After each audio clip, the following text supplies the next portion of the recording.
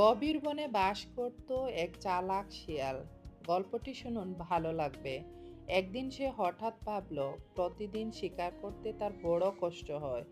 যদি কাউকে ঠকিয়ে খেতে পারত তাহলে তার অনেক ভালো হতো। তারপর সে একদিন নিরীহ বকের সঙ্গে দেখা হলো। সে মিষ্টি করে বলল, প্রিয় বন্ধু বক, চলো আমার বাসায়। আজ তোমার জন্য আমি একটি দাওয়াত রেখেছি।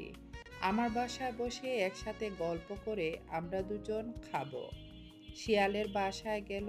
সে পাতলা স্যুপ একটা থালায় আনলো। বক লম্বা ঠুট দিয়ে স্যুপ খেতে পারল না, আর শিয়াল মুখ চেটে চেটে সব খেয়ে ফেলল। বক কষ্ট পেল, কিন্তু কিছুই বলল না।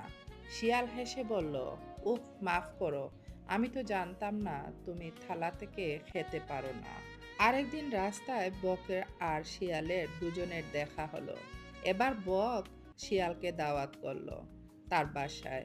বক গরুর দুধ আর মাছ রান্না করে লম্বা একটা কলসির আকৃতির পাত্রে পরিবেশন করলো।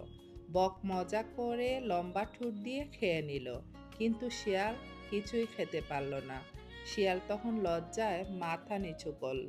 মোরাল অফ দ্য স্টোরি: অন্যকে ঠকানো একদিন নিজের উপরই ফিরে আসে। চালাকি কখনো স্থায়ী বন্ধুত্ব আনে না।